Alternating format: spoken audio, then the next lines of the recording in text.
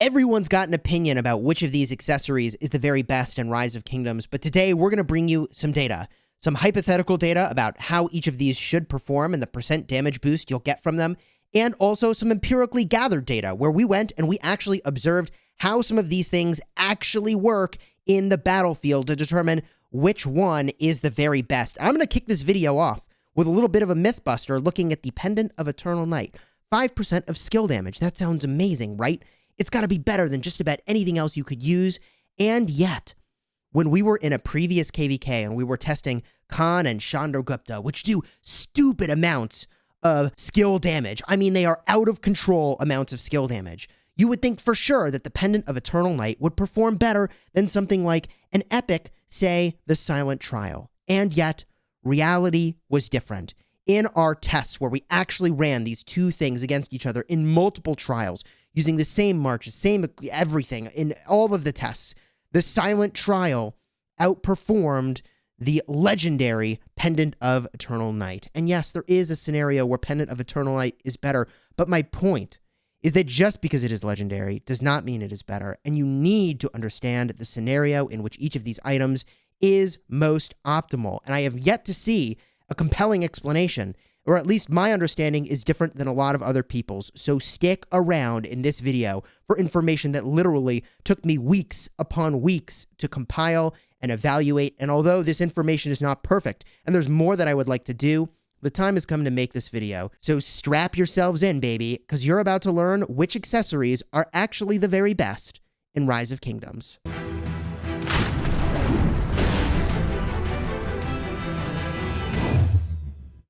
Hello, my friends, and welcome back. I'm Chisco Gaming. Sorry for the long introduction. I'm a sponsored content creator for Rise of Kingdoms, which means I'm basically obsessed with this game.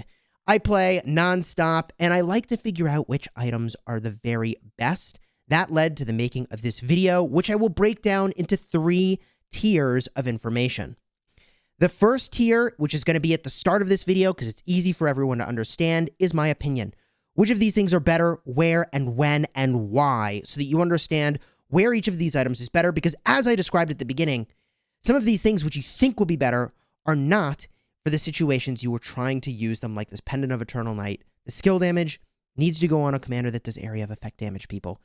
The next thing we'll do is we'll give some hypothetical data around the percent damage increase you would expect to get from some of these items.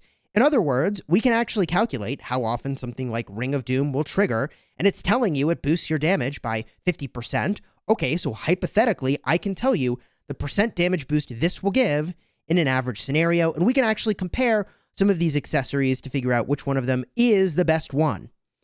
The last thing we'll do is provide some amount of empirical data, information we have gathered not based on hypothetically what does Ring of Doom do, but we actually watch it in the field. We use it, see how much the damage was boosted, and then use that as, okay, that's the percent damage boost we got from the Ring of Doom. Arguably, and honestly, I wish I had more time to do more of that sort of data collection, but it is very, very, very time consuming and more than I had to even make this style of video. So if you like Rise of Kingdoms guides that help you get value and smash your enemies, do me a huge favor. Smash the like button on this video because it took an astonishing amount of time to make. And consider subscribing so you don't miss a thing and you get that edge against your enemies. And who doesn't want to slay their enemies? Really, though. Don't you want to win an Ark of Osiris and all that good stuff? So let's start with the basic overview of where each of these things is good. And, you know, I may make a few mistakes in this video. This is going to be probably a longer than average video, so I apologize in advance. There will be information in the description if I have updated information, or probably actually a pinned comment will be the place to look. So let's go through these items now and talk about where they are good. And I want to start with the Ring of Doom. The Ring of Doom, I think, is misunderstood. This is an item that will increase your damage by 50% for 2 seconds, but it can only trigger once in a 5-second period. In other words, there's a 5-second cooldown before it can start to fire off again with that 10% chance to trigger. So that cooldown is very important. It reduces the frequency with which this item fires off. Where is Ring of Doom good? Ring of Doom is very good when you yourself are very powerful, and you want to boost the damage to the target that you are trying to hurt. That makes sense? It's good for a rally where you are trying to take out the garrison. It is great for a garrison where you are trying to do as much damage as possible to the rally. It doesn't care if you're doing skill damage or counterattack damage or whatever. It's just 50% damage boost. This is good for a lot of different commanders because not all commanders are going to do just normal attacks and counterattacks. Like, some of these items will be more beneficial for potentially. So Ring of Doom is very solid when you are trying to maximize the damage you are dealing to stuff. And I think that is primarily a rally and garrison situation. However, there are other items that do similar effects. The first one I want to get a look at is Greatest Glory. Now, there is a lot of complexity around normal attacks and counterattacks and Rise of Kingdoms, and the terminology is really confusing because they'll say normal attack over here and mean one thing, and then in skill descriptions it's going to say a normal attack, but they mean something else. What I'll say is this. Greatest Glory boosts the white damage you are dealing to an enemy 2 ways. In part, the enemy you are attacking, it will boost that damage by the 5%, and any enemies that are attacking you, your counterattack damage is boosted by 5%. So where is Greatest Glory good? This is an item that is most effective when you've got a rally or a garrison and you expect you're only going to be hitting one target and maybe 1 or 2 things will be hitting you. But if more than a couple things are hitting you, then Greatest Glory will scale. And I'm going to compare this item very briefly to Vengeance, and this should be your counterpoint item. It is 8% counterattack damage. This is very solid if what you're worried about is doing as much damage as possible to the folks that are hitting you. This is less effective if you are getting rallied by one target, or if you are the primary rally against one target and they're hitting you back, because you would get a total of 10% damage boost from Greatest Glory and only the 8% from Vengeance. However, once you get to being swarmed by 3 or more targets, Vengeance becomes straight up better than using the Greatest Glory. And that is simply because of the way that these items scale.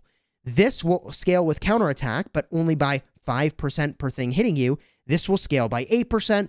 I'll put some sort of diagram up here if I have time, which should show you a little bit of how that scaling works and why after 3 targets, your counterattack damage is just going to be so high that yes, Vengeance is really, really good.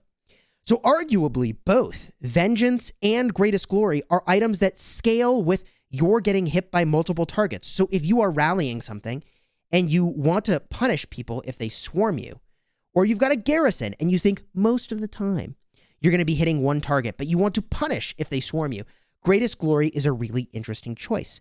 There are, however, other items that are good against a swarm, and I want to call your attention to Scolas' Lucky Coin.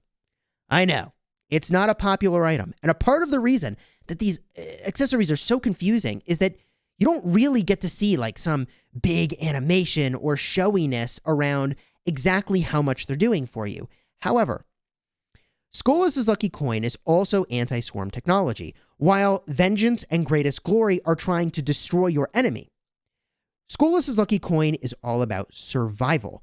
And yeah, there are times where you want to survive, and there are times where you want to slay. As an example, if you're playing Ark of Osiris, you probably want to survive as you garrison a structure, not slay. Slaying is fun. Survival is points because you're holding the garrison for longer. Now, the Lucky Coin scales based on the number of people hitting you. The more people hitting you, the better it becomes, because this only will trigger when you are getting normal attacked. And yes, I looked through a combat log where we're double rallying a city.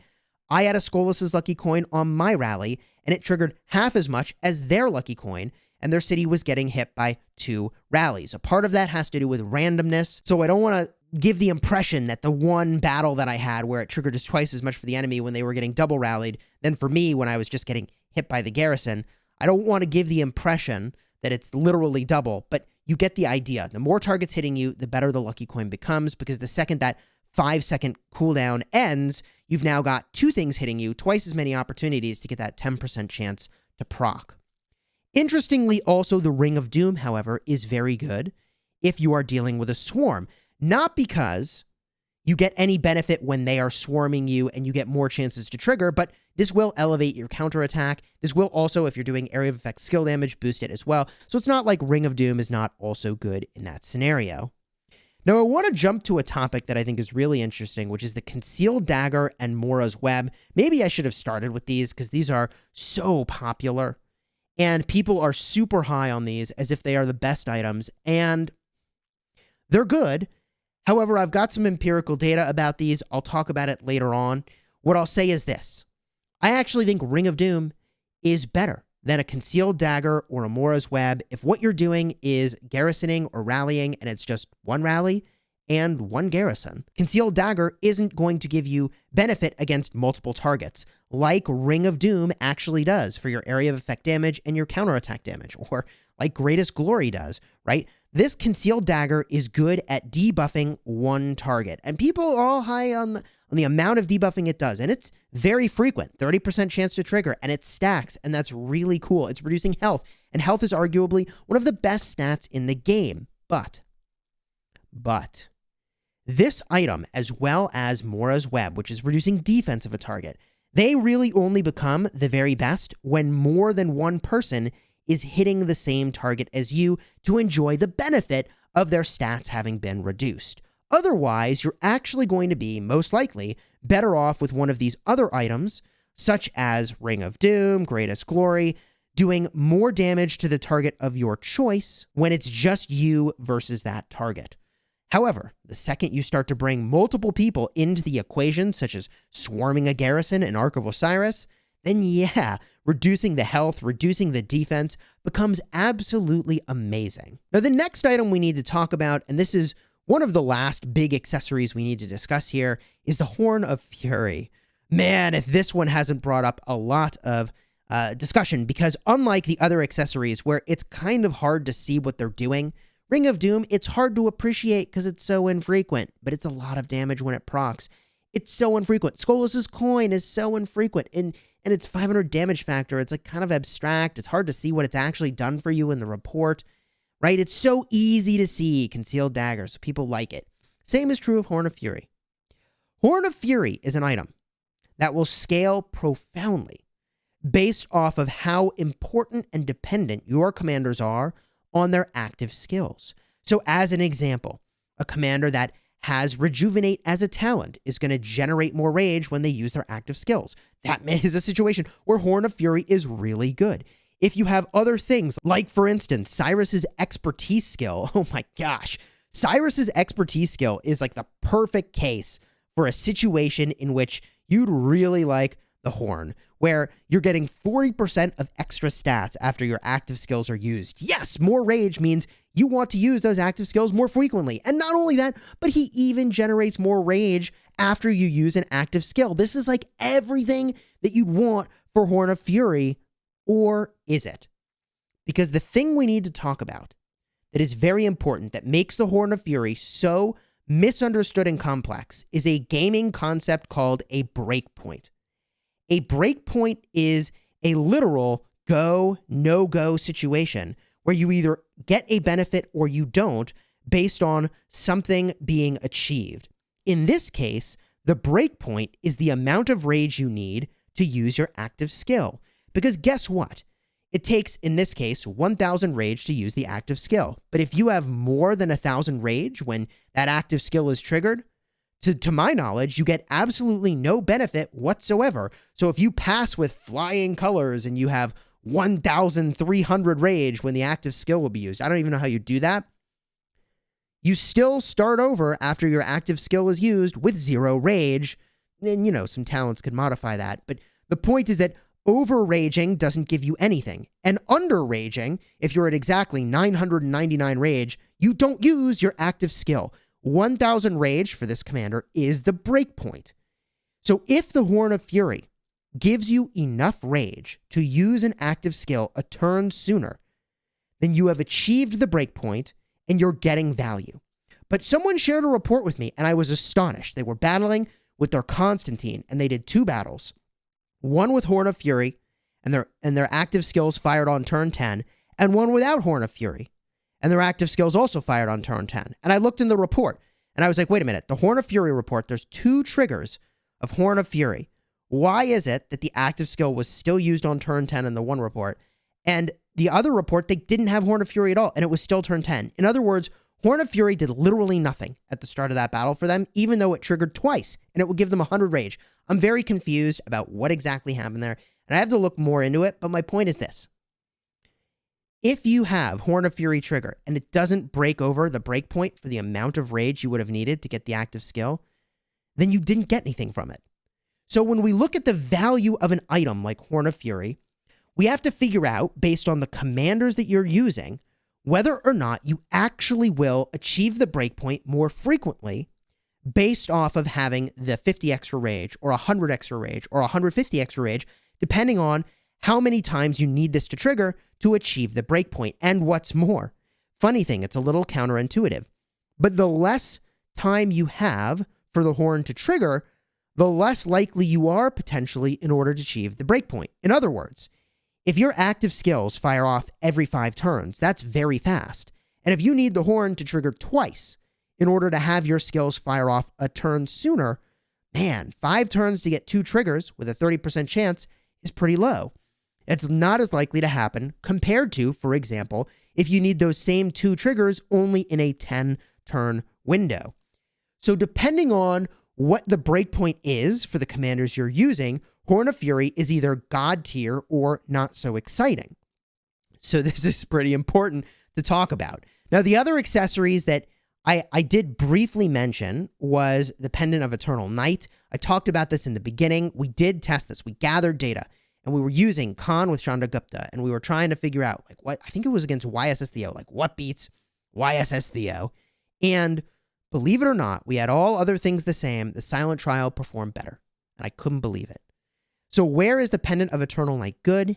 On commanders that do lots of area of effect damage, and you're hitting many, many targets, or some of these newer commanders have like 3 different ways to deal skill damage on, like, even if it's single target skill damage, they have lots of ways to deal skill damage. So you end up with a pair of commanders that have like 6 different ways to do skill damage. Like, yeah, that's the situation where boosting your skill damage is really good. Otherwise, and it is really good in those situations. Otherwise, other things might be better.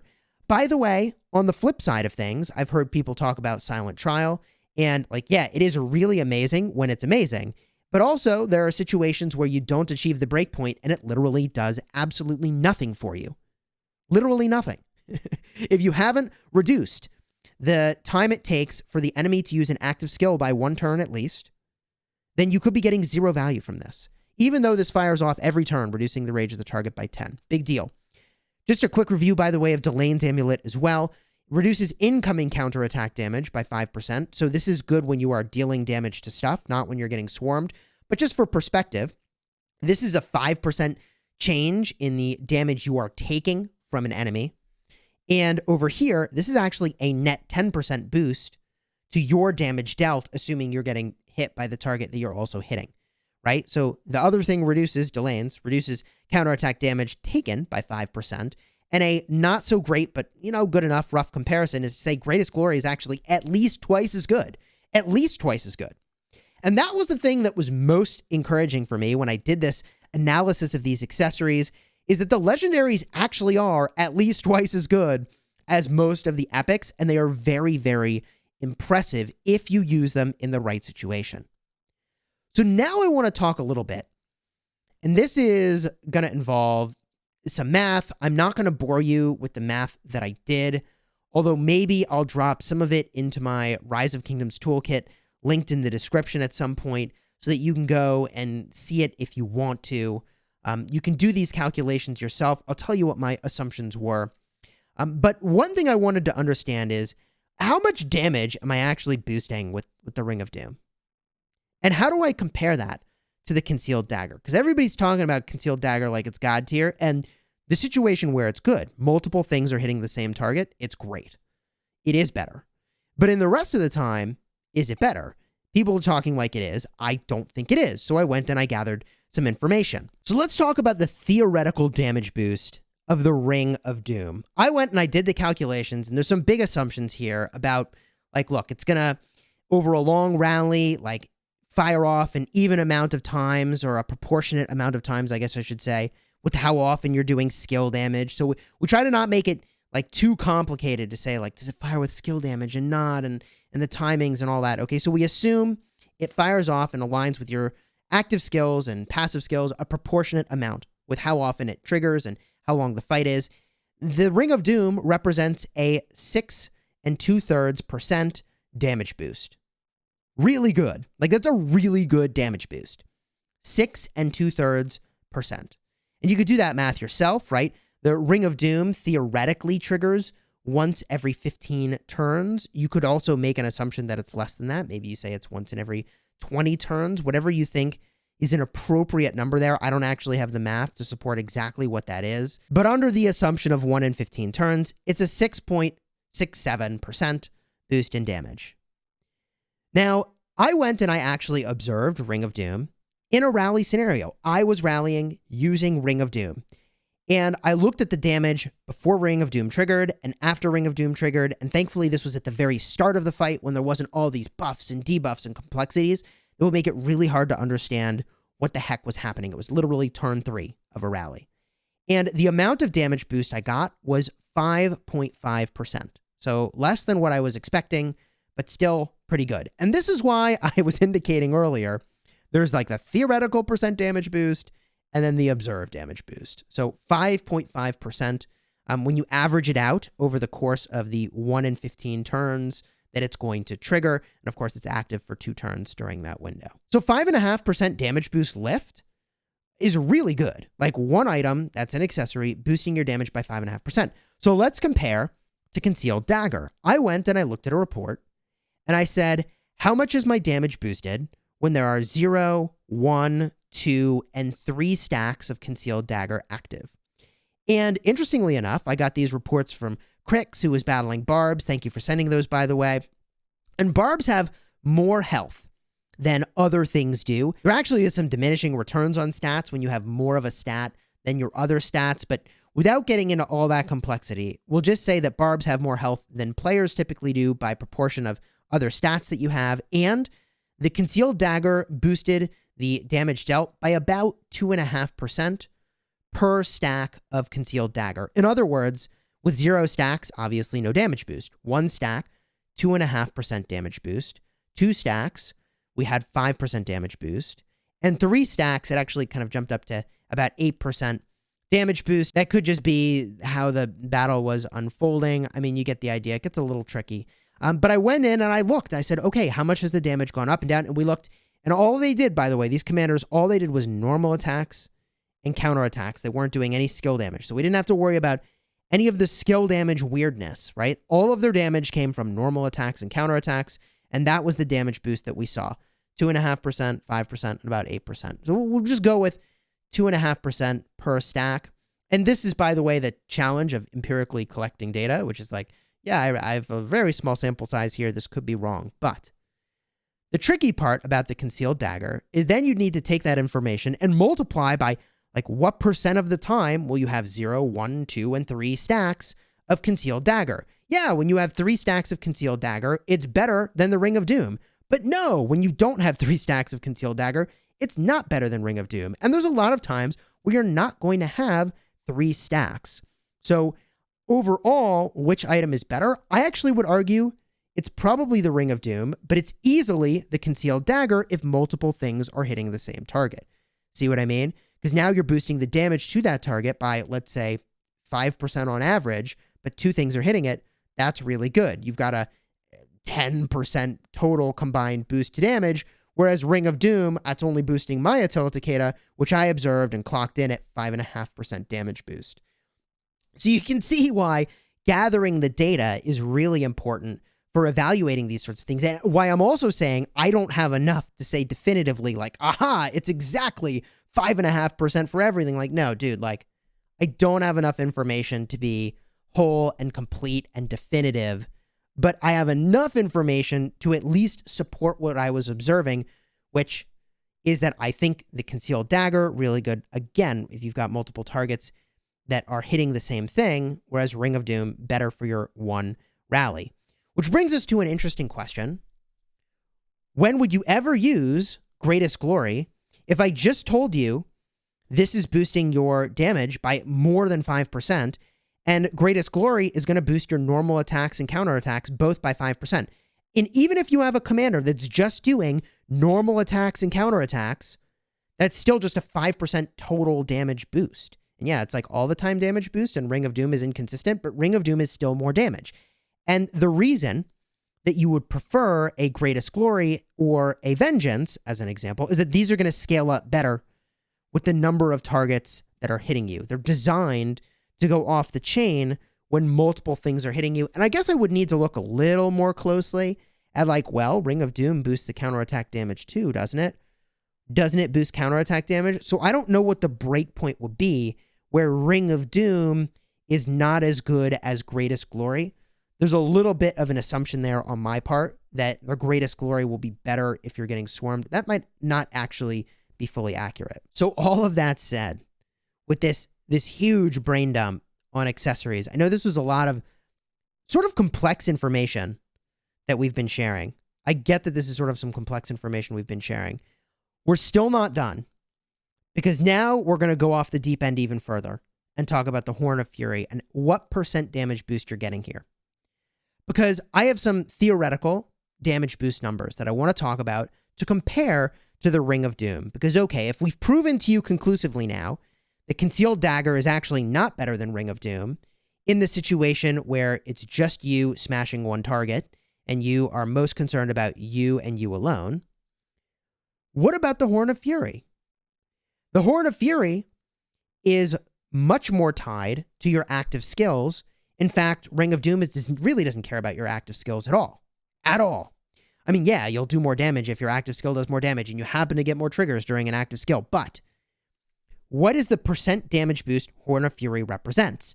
And so in order to figure that out, we did some hypothetical math, and I guess I'll put that up on the screen. It's a little bit complex, but the thing we need to talk about is achieving the breakpoint that we talked about earlier. Will you achieve the breakpoint? And if you can take a 9-turn skill cycle, in other words, you have 7 turns of building rage before on that 7th turn you use your active skill. On the 8th turn, there's downtime. On the 9th turn, there's the active skill of the secondary commander. So it's a 9-turn active skill cycle. If you can take it from 9 to 8 and you have active skill damage, what is the % boost to your damage? Or if you've taken it from 8 to 7 turns, what is the % damage boost? And there's assumptions we have to make here about how valuable your active skills are and what % of your damage is coming from active skills. So in this chart, there's actually 2 things in here, or 2 columns, I guess. One is if half of your damage is normal attacks and counterattacks, and the other is half of your damage comes from your active skills. And the other column is the assumption that only 25% of your damage comes from your normal attacks and counterattacks, and 75% of your damage comes from your active skills. What is the % damage boost that you get by using Horn of Fury? And assuming you achieve the breakpoint. Now, there's a big assumption, which is that I'm assuming you achieve the breakpoint 100% of the time, which is probably not going to be the case. However, I actually think there is more consistency than meets the eye. If you're rallying something and they're garrisoning, that's actually very consistent. Right up until somebody swarms you, and maybe they're using Silent Trial. There's all these variables that make it very complex to actually understand. But the thing that's so nutty about Horn of Fury is if you achieve the breakpoint, and you achieve the breakpoint consistently, yes, it is very good. And the more that your commander pairing cares about the active skills being used, then the more insane Horn of Fury becomes. So Horn of Fury just might be better than Ring of Doom. In fact, it almost certainly is in situations where you can achieve the breakpoint and the commanders you're using care about it as much as possible. The more they care about it, the better it is. So to pull this back a second, Horn of Fury might actually be the best item in here if you meet the conditions, which means, in other words, it might be the best item, but it's less applicable to all commanders. In other words, unless you are achieving the breakpoint, it's not worth anything. But when it's worth something, it's insanely good, right? Whereas Ring of Doom is more versatile. It doesn't care as much about your active skills. it's just going to give you a very solid boost to damage, whereas Concealed Dagger is all about doing swarming onto a target. And honestly, like, I sort of think Mora's Web, reducing the march speed of cavalry, like, was this sort of designed to take down an arc carrier? Is that sort of what's happening here? I don't know. The march speed reduction is sort of a funny thing in an accessory, right? Vengeance becomes really good when you are being swarmed by many things and you want to slay them. Scolas' Lucky Coin, very good when you are being swarmed by many things and want to survive. If you want to still deal lots of damage, but you don't know just how swarmed you're going to be, then hey, you might try the Greatest Glory, which will work pretty well. And I think, I haven't done the math, so pardon my assumptions on this one, I think it will outpace Ring of Doom in terms of the volume of swarming that your sort of damage will scale up by as you're getting swarmed, because you're doing more damage as more targets are hitting you. I think that's the case. I don't actually know. I actually have to think about that more. That's something that might actually be in the pinned comment about. Is it actually better? Pendant of Eternal Night is great on commanders that do area of effect damage. Now, these last two accessories we actually haven't talked about, although we now have enough context to have a very interesting conversation around Karok's War Drums, boosting the rage of nearby allies. Here's the funny thing. We just talked about breakpoints and how complex that is, right? If you're launching a rally, you might want to figure out exactly like whether or not you achieve the breakpoint with something like Horn of Fury. With Karok's War Drums, I mean, it's just going to hit two nearby allies. They may or may not achieve a breakpoint. Who knows? So the funny thing also about Karok's War Drums, I'm just going to call attention to this here, is that it will be really good if you have two allies you're hitting that both achieve the breakpoint by virtue of getting the 50 extra rage. Otherwise, by the way, we're talking about, on average, less rage boost than you would probably rage reduce from something like Silent Trial. In other words, Silent Trial will actually reduce more rage than the Karok War Drums is going to generate. Right? This is a 10% chance to trigger. It gives 100 rage, and there's a 3-second cooldown where it can't trigger again after it's just fired off. So if Ring of Doom is like once every 15 seconds, like this can't be more than what? Once in every 12 seconds? So on average, you're actually having more net rage change from a Silent Trial. But again, it's all about the breakpoint. Did you hit it or not? And that's all very complicated. Maybe you just hope for the best. Seth's Call, increasing attack of nearby allies. Okay. I mean, look, the thing that's kind of weird about these items right over here is that they buff other marches. And if you're buffing not your own marches, that's not going to help you get more kills that you need in Heroic Anthem in order to unlock your end of KVK rewards. So, like, I don't know. I have mixed feelings about these items over here, but over time, maybe we'll put more thought into that and see what we come up with. I hope that this description and explanation was really helpful. I actually do think that the legendary accessories live up to their promise. And the question is, what exactly are you trying to do? They are each advantaged in a different scenario. And the most complex thing, weirdly enough, for where it's good is Greatest Glory.